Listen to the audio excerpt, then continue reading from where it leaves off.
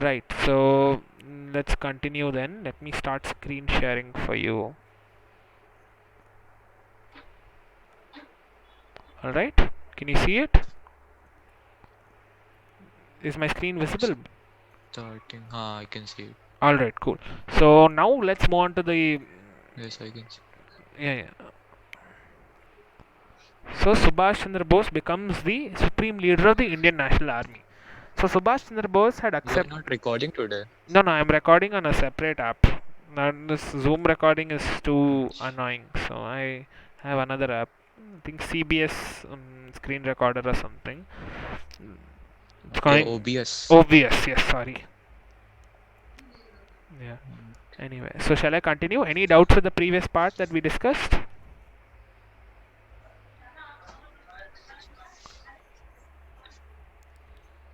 Hello.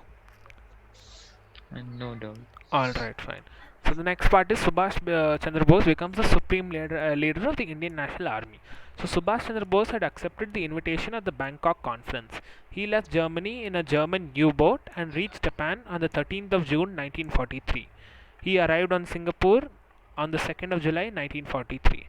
Rash Bihari Bose happily surrendered all his parts to him. And on the 5th of July, Subhash Chandra Bose took the salute of the INA. He was greeted as Netaji, the great leader. And on the 26th of August 1943, he officially took charge of the Indian National Army and became its supreme commander. He addressed the army men in these words: "The Azad in Fauj has to be like a steamroller. Let us continue to fight till the national flag flies over the Viceroy's house in New Delhi." Alright?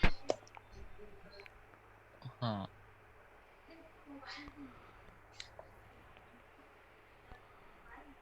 Alright, so let's look at the INA's objectives. So, what were the objectives as stated by Subhash Chandra Bose? First one, to mobilize all their forces effectively to lead Indian people to regain their lost freedom, to prepare the Indian people inside and outside India for an armed struggle. Because he said that the enemy fights with the sword, and we should fight with the sword too. Only then can we win the race and get the reward of freedom. Third one, to organize a provincial government of free India. Fourth, to go on fighting till the last Britisher is either cast in prison or thrown out of the country. From the very outset, he gave importance to recruit women for the INA. He was indeed fortunate to recruit in his ranks a 30-year-old young Tamil doctor, Lakshmi Swaminathan, known as Lakshmi Sehgal. I told you about her, no? Uh-huh. Same person, yeah. So, any doubts with the how he became the leader, the supreme leader of the Indian National Army? Hello, your voice is breaking. Hello, can you hear me now? Hello, Hello. hello, can you hear me? Hello, hello. Hello, hello, hello. Now I can hear you. Yeah, all right. So, any doubts regarding the previous paragraph? I heard you after that. No, do you Uh, have any doubts on the previous paragraph? no, I don't. Can you tell me again the INS objective? Yeah, yeah, sure, no worries. So, the first one is to mobilize all the forces effectively to lead Indian people to regain their lost freedom. Alright. Second one, to prepare Indian people inside and outside India for an armed struggle against the British. Because he believed that since the enemy fights the sword, we too should fight. Sword is a metaphor here. Like, since the enemy is using armed force against us, we should also fight with arms. Only then can we win the race and get freedom. Third one is to organize a provincial government of free India. That is, once India was liberated, to form a provincial government to help in its governance. And the fourth point, to go on fighting till the last Britisher is either cast in prison or thrown out of the country. And from the very outset, Hmm. he gave importance to recruit women for the INA. He was indeed very fortunate, to recruit in his ranks a 30-year-old young Tamil doctor, Lakshmi Swaminathan, known as Lakshmi Sehgal. So, shall I continue? Any doubts? Mm-hmm. Alright, so the next topic is Continue. Subhash Chandra Bose's contribution to INA's successes and achievements. What Subhash Chandra Bose had failed to get from Hitler and Mussolini, Japan's Prime Minister Tojo was persuaded to give. That is, the fighter planes, war tanks, artilleries, and lorries used to transport food, equipment, and soldiers to the front line. As INA supreme leader, his achievements were as follows. First one, the formation of the. Were the Britishers aware of this? Yeah, they were very much aware. He had escaped, so there was no way that the British could catch him, capture Okay. him or something. He was in Japanese territory. So what were his achievements? The first one, formation of the Provisional Government of Free India. On the 21st of October 1943, he announced the formation of the Provincial Government of Free India and declaration of war on the Allies. However, while he declared war on the Allies, he did not declare war on the USSR, even though it was part of the Allies. The Western Allies only he had declared war on. 9 countries, including Japan, Germany, Italy, Burma, and Thailand, gave recognition to the provisional government. The slogans Jai Hind, Victory to India, and Delhi Chalo, March to Delhi, became the battle cry of the INA. From Singapore, Netaji flew back to Tokyo, where he was received with full honors due to the head of the government of Free India. He became the head of the government, so he was received with full honors. And on the 8th of November 1943, Japan handed over the Andaman and Nicobar Islands to the provincial government of India. Any doubts so far? Nah, your voice is breaking again. Hello. Hello, did you hear what I said, or should I repeat it? I heard till battle cry of the INA. Delhi Chalo and Jai Hind. So from Singapore, he flew back to Tokyo, where he was received with full honors as a proper head of government of Free India. All right. So when a head of state goes to another country, there is some procedure or something which is followed, na? Like how they will enter and all that. He was received with full honors and according to due procedure. And on the Hmm. 8th of November 1943, Japan handed over the Andaman and Nicobar Islands to the provincial government of India. So Japan had already captured it. It had now, handed it over to the provincial government of India. And in the last week of December, Subhash Chandra Bose paid a visit to these islands and renamed them as Shahid and Swaraj Islands respectively. In 1944, provincial government's headquarters were shifted from Singapore to Rangoon. Rangoon is a place in Burma. This change was of strategic importance because Myanmar was the gateway to India's eastern frontier for Subhash Chandra Bose's Liberation Army. All right. So we have reached the last topic now. Should we Huh. shall we do it? Any doubts? Struggle for India's Yeah. freedom and Any doubts? victories. No doubt. All right. So the next one is struggle for India's freedom and the Nope. victories won by the INA. The INA, along with the Japanese army, overran many territories in Southeast Asia. In 1944, they advanced up to the very frontier of India. Yeah, they besieged Kohima and reached Imphal, now in Nagaland and Manipur. Here, they planted the first time that the army had on its own liberated someone. Imphal and Kohima, the capitals of Nagaland and Manipur, respectively. They had the good fortune of planting the tricolor on the liberated soil of India. So this was a huge moment at that time, where the first time ever they had captured a part of India and they planted their flag on the 19th of March 1944. A severe fight had ensued. After a prolonged battle, the INA and the Japanese forces had to draw back from Kohima on the 7th of June 1944 because their food and weapon supply ran short.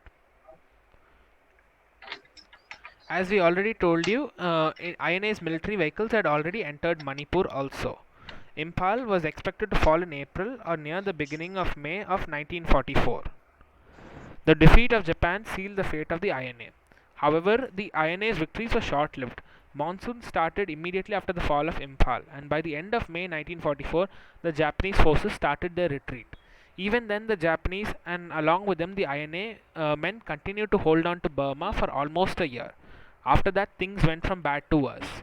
Rangoon was recaptured by the British early in May 1945, towards the end of the war, and INA men were disarmed and made prisoners of war. The surrender of Japan on the 15th of August sealed the fate for the INA also. They no longer now received the weapons, supplies, and all from their allies. Netaji left Rangoon for Bangkok. Thereafter, he flew to Tokyo. While on the way to Tokyo, from Tokyo, he was supposed to go to the Soviet Union. While on the way to Tokyo, he is said to have received fatal injuries in a plane crash. The Japanese official version is that Subhash Chandra Bose died on the 18th of August 1945. Whatever then happened, Netaji was no more. So this is what the official statement is given by the government of Japan. There is also, a grave of Subhash Chandra Bose in Japan. However, there are still theories to, his existence and all that, which we read up at another time. So, what was the significance Uh, of the struggle of the INA and Subhash Chandra Bose? Although the INA failed in its objective of liberating India from its colonial yoke, its contribution to India's freedom struggle is unforgettable. Firstly, the INA what is yoke? yoke is like something that you hold on, like, how do I say this? Yolk is like the egg wala thing, na? It yellow wala thing is called yolk. So liberating India from its colonial yoke, it's like a saying, when you break But open. it's YOLK na? No, I Or think wa- YUKE? I think it's YOKE. Wait, let me check.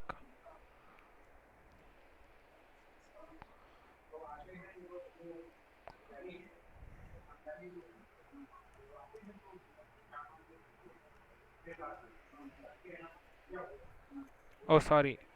Yolk is sorry. Yeah, you're right. The other one, yolk YOLK, is the egg thing. This one is the wooden cross piece. So that is something that the bullocks and all, when they plow the field, this is what they are put. It's put on them, na. So it's basic. Acha. It's like a saying, basically, like liberated from that. First, the INA and the leader Netaji received great honors from their country again for their heroic struggle against the British Raj.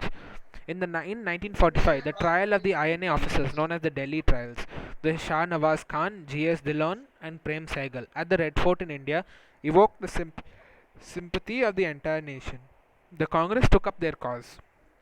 Jawaharlal Nehru, Bhulabhai Desai, and Tej Bahadur Sapru fought the case on behalf of the INA officers. Students everywhere demonstrated in support of the INA officers. Even the Muslim League condemned the trial. The government viewed these developments with alarm, and the INA officers were ultimately set free. Secondly, the INA spirits started affecting the armed forces of the country. Next, what happened is the Indian Navy rose in revolt on Mumbai on February 1946. I don't know if you've seen on Instagram, if you follow the official CPIM website, they recently put out a tribute for this. It happened, I think, a few days back, 2 3 days ago. Was the I think the 74th anniversary of the naval mutiny which took place in Mumbai, and similar uprisings took place at Kolkata, Chennai, Karachi also. The naval revolt shook the very foundation on which the British Empire rested. So at the time, all the British main officers, were from Britain. So at the time, the Indian naval officers, they completely went against them. They threw their officers overboard. They started saluting them with the left hand, which in military thing is a huge dishonor or something. So this was a huge thing which shook the foundations of the British Empire. Thirdly, the INA proved that the Indian soldier was not the only one interested in the money. He was a volunteer willing to lay down his life as a patriotic son of the motherland. Officers of the army demonstrated their ability to lead in difficult situations. Shah Nawaz Khan, commander of one of the INA's brigades, wrote, "While the INA was on the offensive, there was not a single occasion on which our forces were defeated on the battlefield."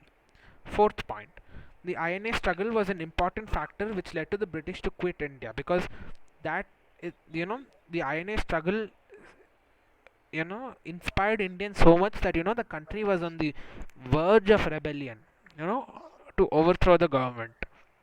And the final and the last point was the formation of the INA set a powerful example of communal harmony and brotherhood amongst the people of India. So the INA, as you mentioned earlier, it had officers from so many religions there, and that over there they was not, they were not discriminated on the basis of their religion.